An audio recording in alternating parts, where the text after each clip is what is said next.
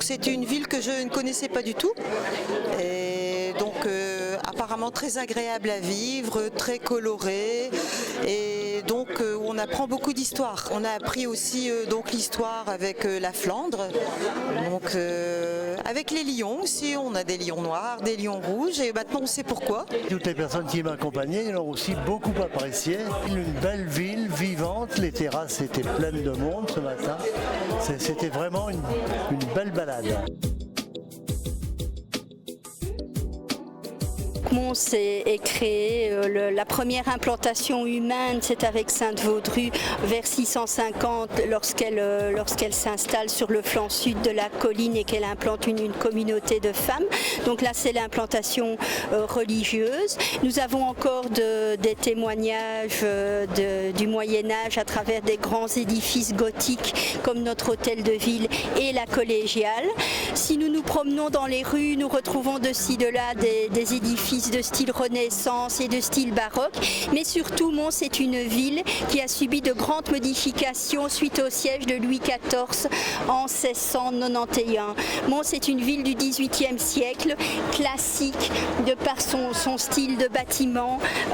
Donc Louis XIV va imposer des prescriptions au niveau architectural et cela, ça se marque beaucoup à travers des hôtels de maîtres, mais également à travers deux styles qui se sont développés, le style tournésien et le style montois.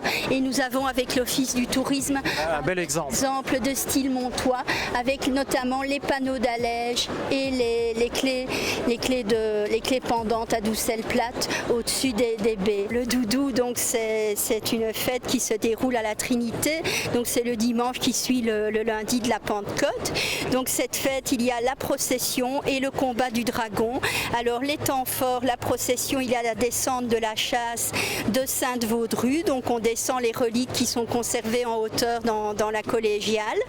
Ensuite on installe, les autorités religieuses remettent la chasse aux autorités civiles, on installe la chasse sur le quart d'or. Le lendemain dimanche, on processionne les reliques. Il y a environ 70 groupes qui font la procession avec les reliques. Ces groupes rappellent l'histoire de Mons. Et enfin, ensuite, la procession se termine avec la montée du quart d'or le long de la rampe. Le quart d'or doit grimper la rampe d'un seul coup, sinon c'est grand malheur pour la ville. Ce magnifique char en orme dorée. Et enfin, il y a le combat de Saint-Georges sur la place. Saint-Georges qui lutte contre le dragon, Saint-Georges étant le symbole du bien et le dragon le symbole du mal. Ce superbe hôtel de ville de style gothique. Alors donc la place du marché où nous nous trouvons ici, elle se crée, enfin elle existe déjà, mais la configuration actuelle c'est en 1348. Alors 1348, il faut s'imaginer une place avec des maisons médiévales encore en colombage, en bois et en torchis. Ce qui va poser problème, il y aura des incendies et en 1392, il y aura des prescriptions qui imposeront au moins pour la Grand Place la construction en pierre. À l'époque, les édifices publics se construisent encore en pierre. Alors donc cet hôtel de ville, effectivement, c'est 1450, c'est encore de la pierre, de la pierre bleue. Et on voit les caractéristiques du gothique avec les fenêtres ogivales, les dessus des fenêtres, les ogives, on appelle cela les archivoltes, sont décorés de motifs floraux rampants avec au-dessus des espèces de feuilles de chou, je m'excuse d'être aussi concrète. Alors les baies, les croisées des baies, c'est ce qu'on appelle les meneaux. C'est typique de l'époque médiévale. C'est la maison Malapert, elle date de 1530. Certains spécialistes disent qu'elle se serait un peu inspirée de l'architecture de Sainte-Vaudrue par son élévation.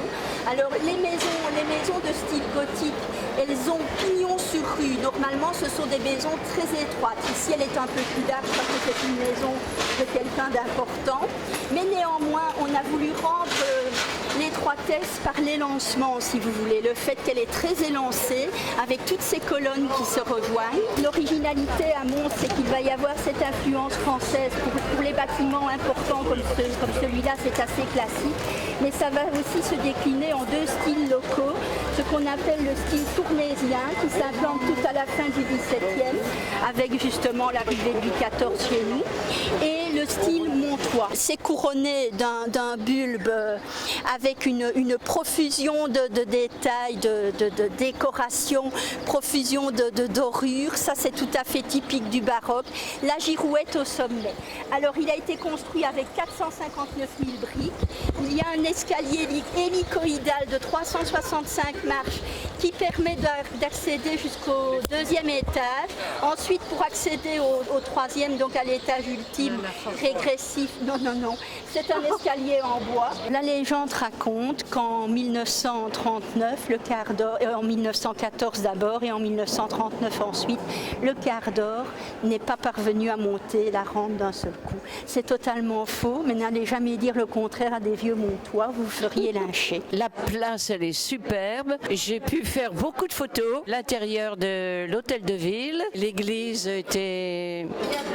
Le carrosse est impressionnant. Tout était super. Nous avons fait l'hôtel de ville avec la salle des mariages. Nous avons longé un jardin particulier par l'arrière de l'hôtel de ville et nous avons été regarder le beffroi. J'ai apprécié la collégiale parce qu'à l'intérieur c'est magnifique. Et en même temps, il y a eu la fête du doudou, donc il y a encore les choses qui ont servi à la fête. Le carrosse, ça s'appelle le char d'or. Et les reliques aussi qui sont sur le char d'or quand ils voyagent dans la ville le jour de la Trinité. Le premier abord de Mons que je ne connaissais pas du tout et j'étais très surprise d'arriver sur la place avec tant de bâtiments anciens. Il y a aussi quelque chose qui m'a surprise, c'est qu'il fallait toucher le singe de la main gauche, c'est un porte-bonheur. La collégiale m'a surprise aussi, tant à l'intérieur qu'à l'extérieur, mais à l'intérieur c'est surprenant. Il y a deux chasses qui sont magnifiques et le quart d'or qui sort pour la fête.